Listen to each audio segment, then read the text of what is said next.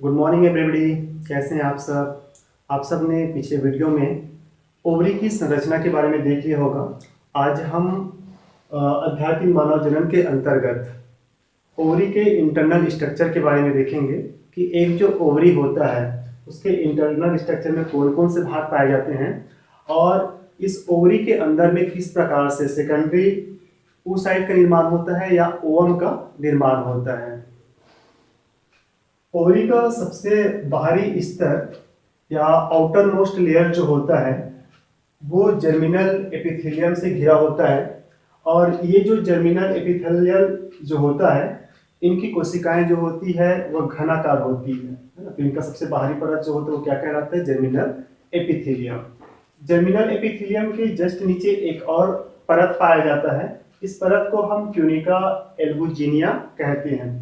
ये जो tunica albuginea होता है ये फाइब्रस कनेक्टिव टिश्यू का बना होता है या संयोजी ऊतक का बना होता है और ये ट्यूनिका एल्बुजिनिया के अंदर के पूरे भाग को, है ना, यहाँ पे देख सकते हैं अंदर का ये परत जो है, जो इनको हमने क्या कहा, ट्यूनिका एल्बुजिनिया। ट्यूनिका एल्बुजिनिया के अंदर के पूरे भाग को हम क्या कहते हैं? स्ट्रोमा, है ना। ट्यूनिका एल्बुजिनिया के अंदर का पूरा भाग जो होता है वो क्या कहलाता है? स्ट्रोमा कहलाता है। और ये जो स्ट्रोमा होता है ना, ये दो भागों में बटा होता है। इनका सब बाहरी भाग जो होता है या बाहरी परिधि भाग या पेरिफेरल रीजन जो होता है उनको हम कॉर्टेक्स कहते हैं और इसके अंदर के भाग को, यहाँ से देखिए, इस भाग को हम क्या कहते हैं? मेड्यूला, है ना। तो स्टोमा जो होता है वो दो भागों से मिलकर के बना होता है, बाहर की तरफ कॉर्टेक्स और अंदर की तरफ के भाग को हम क्या कहते हैं? मेड्यूला। तो ये जो मेड्यूला रीजन होता है उसमें बहुत सारे blood vessels, lymph vessels, nervous cells और कनेक्टिव टिश्यू पाया जाता है। वहीं कॉर्टिकल रीजन की बात करें, है ना, कॉर्टेक्स वाले भाग की बात करें तो वहाँ पे बहुत सारे ओवेरियन फॉलिकल दिखाई देते हैं। कॉर्टेक्स रीजन कहाँ से है? यहाँ से लेकर के यहाँ तक का पूरा जो भाग है ये क्या है? कॉर्टेक्स का। तो इस कॉर्टिकल रीजन में क्या होता है? बहुत सारे ओवेरियन फॉलिकल जो होते हैं वो डिफरेंट स्टेजेस में दिखाई देते हैं। डिफरेंट स्टेज में पाए जाने वाले इन ओवेरियन फॉलिकल को हम अलग अलग नामों से जानते हैं, जैसे कि primordial follicle, primary follicle, secondary follicle, tertiary follicle, Graafian follicle, है ना। और जब इनमें से सेकेंडरी साइड निकल आता है तब इनको हम कार्पस ल्यूटियम कहते हैं। तो इस तरह से कॉर्टिकल रीजन में क्या होता है? बहुत सारे ग्राफ्टियन फॉलिकल दिखाई देता है जो डिफरेंट स्टेजेज में होते हैं, जिनके बारे में हम आगे चर्चा करेंगे। तो आइए अब हम देखते हैं कि ये जो ओवेरियन फॉलिकल होते हैं ये कैसे बनते हैं, इनका विकास किस प्रकार से होता है और इस ओवरी के अंदर में किस प्रकार से अंडाणुजनन की क्रिया होती है और ओवम का फॉर्मेशन होता है। तो ओवरी के विकास के समय सबसे पहले ओवरी की सबसे बाहरी परत, जिनको हमने क्या कहा था? जर्मिनल एपिथेलियम, जिनकी कोशिकाएं घनाकार होती हैं, ये डिवाइड होकर के बहुत सारे क्या बनाते हैं? ऊगोनिया बनाते हैं। क्या बनाते हैं ये? ऊगोनिया। ये जो ऊगोनिया होता है उसमें पुनः मल्टीप्लिकेशन होता है, समसूत्री विभाजन होता है, बार बार विभाजन की क्रिया होती है और ऊगोनिया की संख्या जो होती है वो लगातार बढ़ती जाती है। तो ये डिवाइडेशन की जो क्रिया होती है या विभाजन की जो क्रिया होती है ये 6 to 8 वीक के जो फीमेल फीटस होता है उसमें ऊगोनिया का बनना स्टार्ट होता है और ये लगभग 20 वीक तक या ये कहें कि 5 माह के आसपास तक विभाजन इसमें होता है ना। ये ऊगोनिया जो होता है लगभग 20 वीक तक विभाजन करके इनकी संख्या बढ़ते रहती है और लगभग 5 माह का जो फीमेल फीटस होता है उनमें इनकी संख्या जो होती है वो लगभग 6 से 7 मिलियन तक हो जाता है। 20 वीक के बाद ओवोनिया में मल्टीप्लिकेशन नहीं होता है, अर्थात फीमेल फीटस जब अपनी मां के गर्भ में होता है तो 20 वीक तक जितने ओगोनियम बनने होते हैं वो सब बन जाते हैं। तो 20 वीक के जो फीमेल फीटस होता है उसमें ओगोनियम की संख्या जो होती है वो कितनी होती है? लगभग 6 से 7 बिलियन तक। परंतु जन्म के आते तक इनकी संख्या जो होती है वो कम हो जाती है, क्योंकि बहुत सारे ओगोनियम जो होते हैं वो डिजनरेट हो जाते हैं, डिस्ट्रॉय हो जाते हैं, और जन्म के आधे तक इनकी संख्या जो होता है 2 मिलियन हो जाता है। तो ये जो ओगोनियम होता है वो जन्म के आधे तक इनकी संख्या कितनी हो जाती है, 2 मिलियन तक हो जाता है। इनको ग्रुप में ओगोनिया कहते हैं, और एक की संख्या में इनको क्या कहते हैं हम, ओगोनिया, है ना। एक की संख्या में क्या कहलाता है ये, ओगोनिया। तो ये जो ओगोनियम होता है उसमें अब क्या होता है, डिफरेंशिएशन स्टार्ट होता है, इनका शेप चेंज होता है, और ये जो ओगोनिया जो होता है वो किसमें बदल जाता है, प्राइमरी oocyte में, है ना। एक को ले लेते हैं हम। तो ये जो ओगोनियम होता है अब किसमें बदल जाता है, प्राइमरी oocyte में, जिनको कुछ फॉलिकल सेल्स या ग्रेन्युलोसा सेल जो होता है वो घेरे रहता है। इस स्थिति में हम इसे प्राइमोर्डियल फॉलिकल कहते हैं, ठीक है। तो प्राइमोर्डियल फॉलिकल में क्या होता है, ये जो होते हैं वो प्राइमरी oocyte होते हैं, इनके कुछ सेल्स जो होते हैं वो घेरे होते हैं, ये क्या कहलाते हैं, ग्रेन्युलोसा सेल, ग्रेन्युलोसा सेल, या इनको हम फॉलिकल सेल्स भी कहते हैं। प्राइमरी oocyte के बनने के बाद प्राइमरी oocyte जो होता है उनका विभाजन प्रारंभ होता है, परंतु ये अर्धसूत्री विभाजन के फर्स्ट फेज में पहुंचते ही प्रोफेज 1 के लेप्टोटिन अवस्था जो होता है उसमें जाकर के ये अवरुद्ध हो जाता है, ठीक है। यहाँ विभाजन तो ये करना चाहता है, परंतु इनका विभाजन आगे नहीं हो पाता, क्योंकि ये प्रोफेज 1 के लेप्टोटिन जो अवस्था होता है वहां पे जाकर के रुक जाता है, जिनका विकास बाद में होता है। तो प्राइमोर्डियल फॉलिकल क्या होता है, तो ये सबसे पहले विकसित होने वाला प्राथमिक प्रकार का फॉलिकल होता है, जिसमें एक प्राइमरी oocyte और इनको घेरे हुए कुछ ग्रेन्युलोसा सेल पाए जाते हैं। ये जन्म के पहले बनने वाला फॉलिकल होता है, जिनकी संख्या जो होती है वो 2 मिलियन तक होता है, परंतु जन्म के बाद प्राइमोर्डियल फॉलिकल की संख्या जो होती है वो कम हो जाती है, बहुत कम प्राइमोर्डियल फॉलिकल क्या होते हैं, बच पाते हैं। तो ये जो प्रिमोर्डियल फॉलिकल होता है ये और अधिक विकसित होकर के प्राइमरी फॉलिकल या प्राथमिक ऊतक में बदल जाता है। प्राथमिक ऊतक में या प्राइमरी फॉलिकल में मध्य में क्या होता है, एक प्राइमरी oocyte होता है और इनको चारों तरफ से घेरे हुए क्या होते हैं, ग्रेन्युलोसा सेल होता है। जहां प्राइमोर्डियल फॉलिकल में प्राइमरी oocyte को घेरे हुए केवल कुछ ही ग्रेन्युलोसा सेल होते हैं, वहीं प्राइमरी फॉलिकल में ग्रेन्युलोसा सेल का पूरा एक स्तर बन जाता है। और ये जो प्राइमरी फॉलिकल होता है इसमें प्यूबर्टी तक खास होता है, बहुत सारे प्राइमरी फॉलिकल जो होते हैं वो डिजनरेट हो जाते हैं, और इनकी संख्या जो होती है वो प्रत्येक ओवरी में लगभग 60 से 80 हजार के आसपास तक पहुंच जाता है। प्राइमरी फॉलिकल जो होता है इनकी संख्या जो होता है वो प्यूबर्टी तक आते आते और कम हो जाता है, और कितना बच जाता है, लगभग 60 से 80 हजार तक हो जाता है। प्यूबर्टी तक ओवरी में केवल प्राइमरी फॉलिकल ही दिखाई देता है, जिनमें प्राइमरी oocyte जो होता है वो मेयोसिस फर्स्ट में अरेस्टेड होता है, जिनकी संख्या 60 से 80 हजार तक होती है। इनमें से केवल 400 को ही, इनमें से केवल क्या होता है, 400 को ही मेंस्ट्रुअल साइकिल यानी कि एमसी में जाने का मौका मिलता है। मान लीजिए किसी लड़की को 11 साल में पहली बार पीरियड आया, तो उस दौरान क्या होगा, तो ये जो 60 से 80 हजार प्राइमरी oocyte है उनमें से एक oocyte जो होगा वो आगे की स्टेज में बढ़ेगा, और सेकेंडरी फॉलिकल, टर्सरी फॉलिकल, है ना, ग्राफियन फॉलिकल का निर्माण करेगा, और प्राइमरी oocyte जो है वो किस में बदल जाएगा, सेकेंडरी oocyte में। और अंडोत्सर्ग के द्वारा ये जो सेकेंडरी oocyte जो होगा वो ओवरी से बाहर निकल आता है। तो इस तरह से केवल 400 प्राइमरी oocyte जो होता है वो मेंस्ट्रुअल साइकिल में जाता है। कोई 15 वर्ष में जाएगा, कोई 20 वर्ष में जाएगा, कोई 25 वर्ष में, कोई 30 वर्ष में, कोई 40 वर्ष में, कोई 45 वर्ष में आगे बढ़ेगा, और आगे बढ़ करके फिर किसका निर्माण करेगा, वो सेकेंडरी oocyte या ओवम का निर्माण करेगा।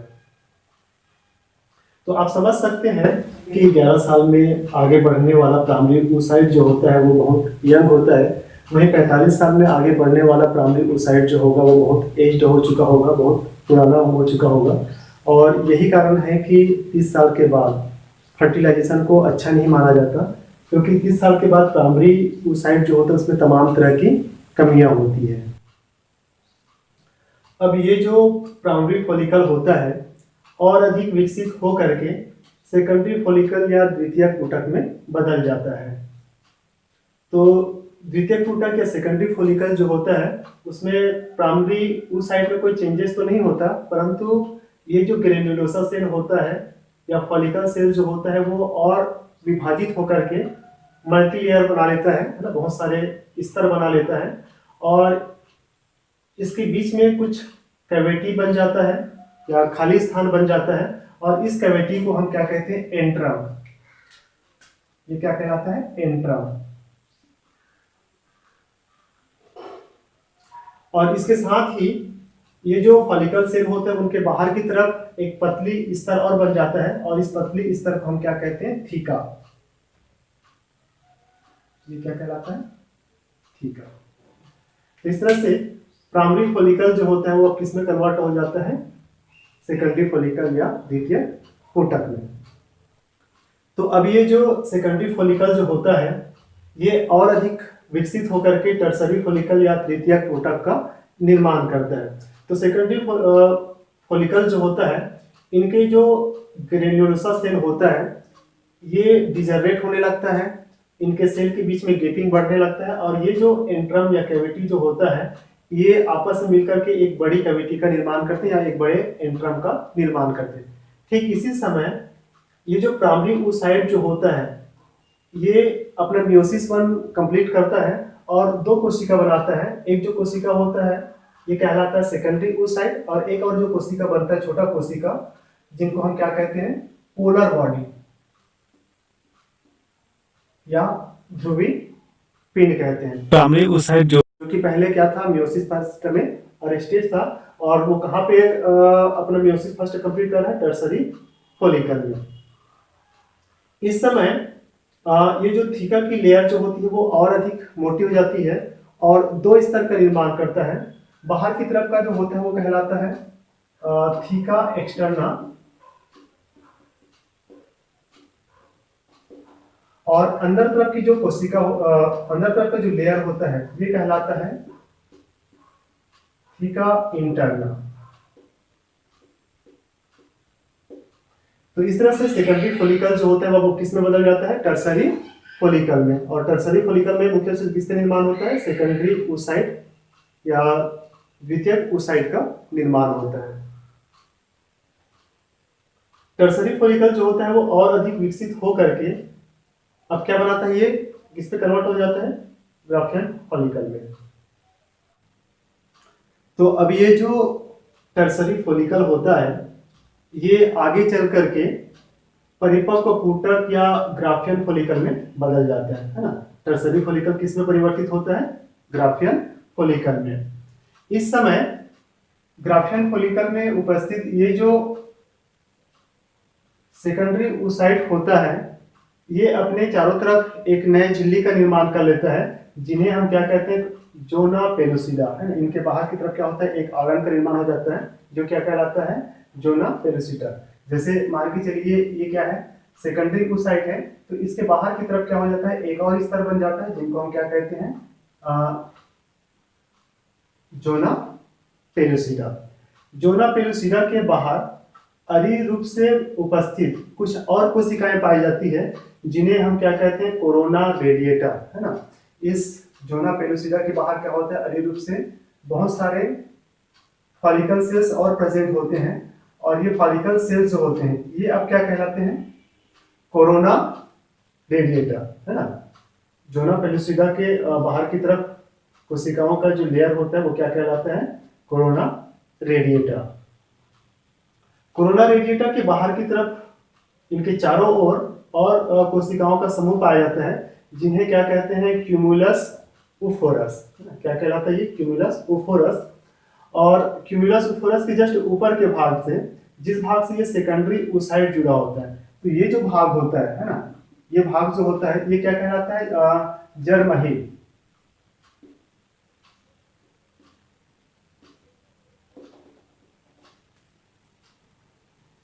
ग्राफियन फॉलिकल में बीच में क्या होता है, खाली स्थान होता है या कैविटी पाया जाता है, और ये कैविटी क्या कहलाता है, एंट्रम कहलाता है। और इस एंट्रम के अंदर में कुछ पुटिका द्रव भरा होता है, जिन्हें हम क्या कहते हैं, लीकर फॉलिकल, है ना। इसके अंदर में क्या होता है, कुछ द्रव पाया जाता है, लिक्विड पाया जाता है, जिनको हम क्या कहते हैं, लीकर फॉलिकल। ग्राफियन फॉलिकल के सबसे बाहरी भाग में थीका की लेयर पाया जाता है, और ये दो भागों में बटा होता है। बाहर की तरफ का होता है, उसको हम क्या कहते हैं, थीका एक्सटर्ना, और अंदर की तरफ के भाग को हम क्या कहते हैं, थीका इंटरना। तो इस तरह से टर्सरी फॉलिकल जो होता है वो किस में परिवर्तित होता है, ग्राफियन फॉलिकल में। ग्राफियन फॉलिकल के बनने के बाद अब क्या होता है, तो ग्राफियन फॉलिकल के बनने के बाद अब ग्राफियन फॉलिकल जो होता है ये रेप्चर होता है, टूटता है ना। और इनमें से जो सेकेंडरी ओसाइड जो होता है वो क्या होता है, बाहर निकल आता है। अर्थात इसमें ओव्यूलेशन या अंडोत्सर्ग की क्रिया होती है, जिसके थ्रू सेकेंडरी ओसाइड जो होता है वो बाहर निकलता है। और ये जो होता है वो मेंस्ट्रुअल साइकिल में 14 डेज में होता है या उनके आसपास होता है। तो ओव्यूलेशन या अंडोत्सर्ग क्या होता है, तो वह प्रक्रिया जिसके द्वारा ओवरी से ओवम या अंडाणु जो होता है वो बाहर निकलता है, जिनको हम क्या कहते हैं, ओव्यूलेशन या अंडोत्सर्ग। एक्चुअली ओव्यूलेशन की क्रिया में ओवम बाहर नहीं निकलता, बल्कि वो क्या चीज होता है, सेकेंडरी oocyte होता है। कई बार क्वेश्चन पूछा गया है कि ओव्यूलेशन या अंडोत्सर्ग की जो क्रिया होती है उसमें क्या चीज रिलीज होता है, प्राइमरी oocyte, सेकेंडरी oocyte या फिर ओवम। तो आपको बता दूं, ओव्यूलेशन की क्रिया में सेकेंडरी oocyte रिलीज होता है, ना कि प्राइमरी oocyte या फिर ओवम, क्योंकि ये पूरी तरह से ओवम में परिवर्तित नहीं हुआ होता है, क्योंकि मियोसिस 2 के मेटाफेज 2 में ये अवरुद्ध रहता है, अरेस्टेड होता है। मेटाफेज 2 में इसे विभाजन करने से रोक दिया जाता है, क्योंकि इनके पास अपना स्वयं का सेंट्रियोल नहीं होता है। जब स्पर्म इसके पास पहुंचता है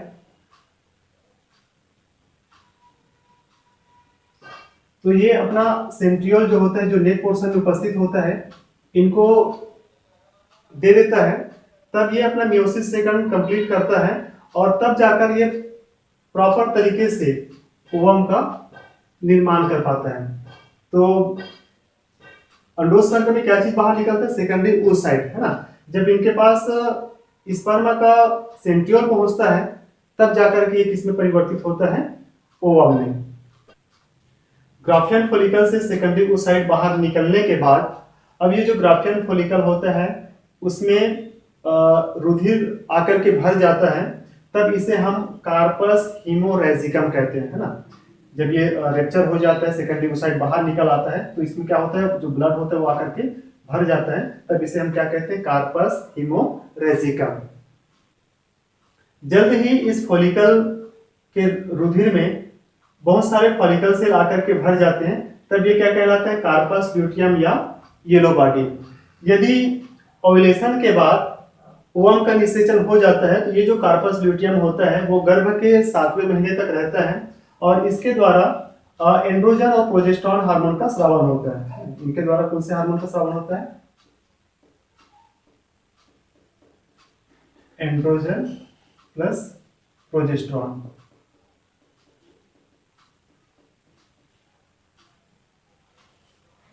और अगर ओव्यूलेशन के दौरान ओवम का निषेचन नहीं हो पाता, तो ये जो कार्पस ल्यूटियम होता है वो धीरे धीरे क्या होता है, डिजनरेट होने लगता है, और ये डिजनरेटिंग फेज में चला जाता है। तब इन्हें हम क्या कहते हैं, कार्पस एल्बिकेंस या व्हाइट बॉडी कहते हैं। और लास्ट में ये जो कार्पस ल्यूटियम जो होता है वो पूरी तरह से क्या हो जाता है, नष्ट हो जाता है।